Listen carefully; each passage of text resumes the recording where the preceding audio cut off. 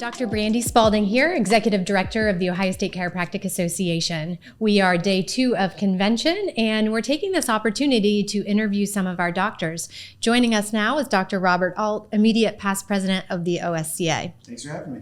Absolutely. Tell us a little bit. Let's start by talking about your story. Where are you from? Where did you go to school? And how did you become interested in becoming a chiropractor? Sure. So I'm from Youngstown, Ohio originally. And, for me, my chiropractic story starts basically with sports. I was a baseball player, but, in the off season, like trying to run, be active to stay in shape for baseball, I did track. I came over a hurdle funny, herniated a disc in my L5. And my journey of like pain and lower back issues started then. Went to all sorts of different traditional, medical doctors, obviously, and their options were pain management, physical therapy, stretching out your hamstrings, et cetera, the story we all know about. And eventually I couldn't bend over and feel the ground ball anymore. And it was my mom at the time who was seeing a chiropractor in town for a completely separate thing for headaches. And she said, maybe you should see a chiropractor. So I went in, saw a chiropractor, and, this would have been age 14, 15. And by the time I saw a chiropractor, it was when I was like a senior in high school. So it would have been actually, I was graduated from high school. So I was about to start college because I was pre-law in starting undergraduate school. So when I see this chiropractor, they tell me, I come in, for my pain, they show me the x-rays, they talk about what's going on. And within, a couple of visits, I start to feel better. Within 6 weeks, I'm pain-free. Within 6 months, I'm like myself again. And I hadn't been that person for years. So at that moment, it was like this epiphany. I think maybe what I'm supposed to do with my life is not be an attorney, but maybe a chiropractor. So the chiropractor at the time offered me a job working in his clinic. So I went from Kent State pre-law to Youngstown State pre-med, decided to become a chiropractor. Finished undergraduate school, went to Palmer College of Chiropractic because that was where that chiropractor had gone. And here I am today. Awesome. Yeah. I mentioned earlier, you're the immediate past president of the association. So that means you've put a lot of time in at the association. About 10 years, yeah. When did you first get involved and why? So I first got involved, there was a town hall meeting in our local area, and it was about getting involved because we were talking about legislation and we need bodies in action. And I remember going up to the executive director at the time of the Ohio State Chiropractic Association with my business card, and I was like, listen, I don't know how I can help, but if you need help, I'm here to help. And that turned into becoming a director for our local district, and then district director, then that turned into running for the executive committee, and then secretary, treasurer, vice president, president, and here I am, the immediate past president. So about 10 years of service to our profession in this state. Yeah. Looking back, what is something you wish you could tell yourself 10 years ago? Good question. I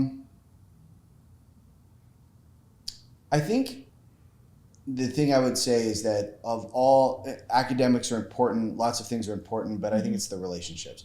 At the end of the day, I am a state association member for a lot of different reasons. The reason I enjoy it beyond the mission at hand is just my friends, the colleagues that you meet, the camaraderie.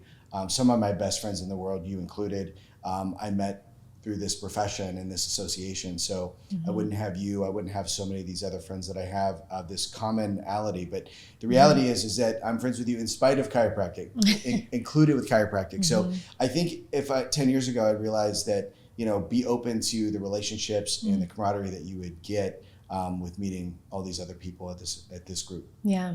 We were talking with Dr. Fedorko in a previous interview, and he mentioned something similar, and even in his speech earlier today, about the connectedness that we have when we all get together. Sure. And there's certainly a fellowship to it. And many people, myself included, talk about how, we fill our cup through getting together with other chiropractors. And what message would you share to somebody who's not currently a member or is thinking about becoming a member of the OSCA?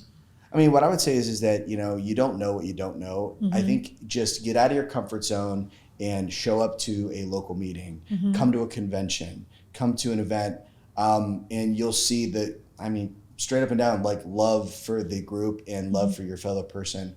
It's tough to be like an island. You know, when you're in chiropractic school, everybody's doing the same thing. You go to all the classes together. Everybody's doing the same. You get in private practice and you're like by yourself. There is a group to help you. It's our association. And they're there to solve the problems that you may have beyond the connection you get with the friends, obviously, in the camaraderie. But I mean, it really is a giant resource in order to like help your practice thrive. Absolutely. Yeah. Speaking of practices, tell us a little bit about yours and how is it different than maybe other practices within your community? Good question. I mean, so we've been in practice now. My wife and I, she's also a chiropractor. So we've been in practice in Hudson, Ohio. It'll be 17 years this November. We have a second practice in Kent that I think will be 12 years old. I would say the way that we see ourselves in our practice is more as kind of like primary care physicians might be. Patient comes in and we're trying to solve all their health problems, whether I am the one that actually solves it or refers them to the right place to be. But our practice really thrives on that kind of creating an outstanding patient experience. You know, we really focus hard on making sure that we just are always trying to wow, that not are you going to get the best chiropractic experience, but the best healthcare experience that you can get. Yeah, fantastic. What do you think is the most misunderstood thing about chiropractic by patients?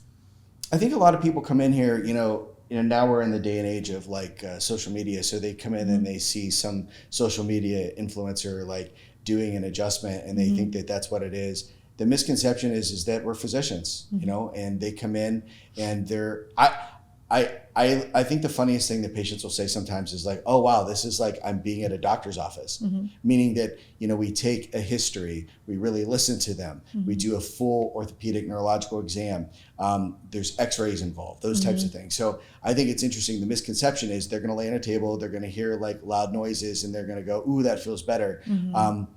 You know, chiropractic spinal adjustments happen, but like I think what's interesting is that they don't realize how much of it we're doctors and physicians that can handle so many more things than just like, you know, cracking a joint.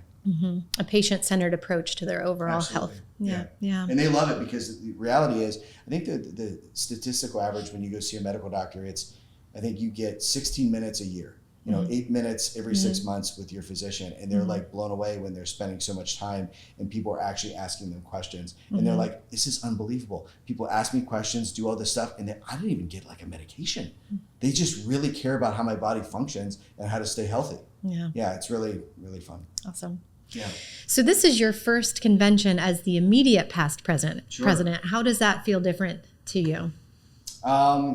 It's interesting because, you know, you spend all this time like with this like on-ramp of like getting into becoming like, you know, secretary treasurer, now you're president, and there's that kind of heavy lies the crown where like everything's on you and preparing.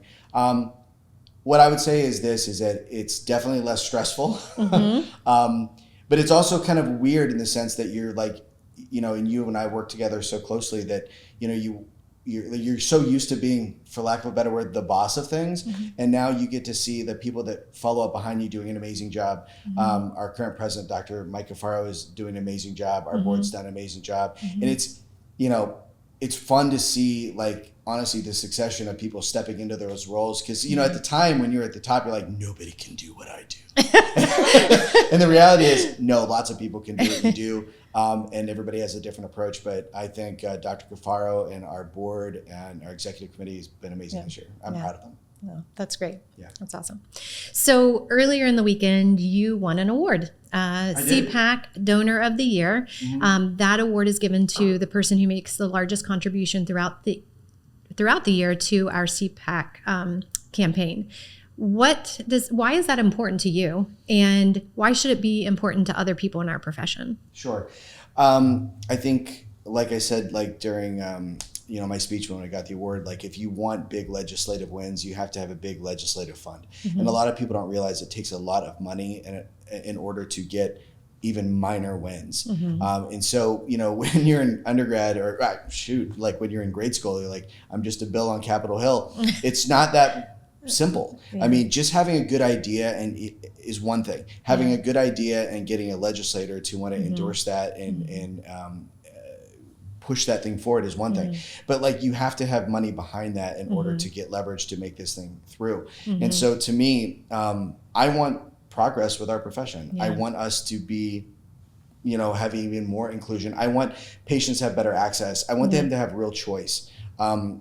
It's not a real choice if you say you can see a chiropractor or you can see a medical doctor, but the medical doctor is a fraction of the cost of what it would be to see a chiropractor. That's not a real choice, right? So I think, looking and seeing legislation, better access to care is what I'm about, and making sure that patients have all the right options at their disposal. And so to me, like, really a CPAC is the best way to, move that forward. And also, like, if you can't be at every meeting, if you can't meet with every legislator, your money goes to a pot that can give the right people the right tools in order to do that. So you don't have to be the person necessarily that meets with every legislator.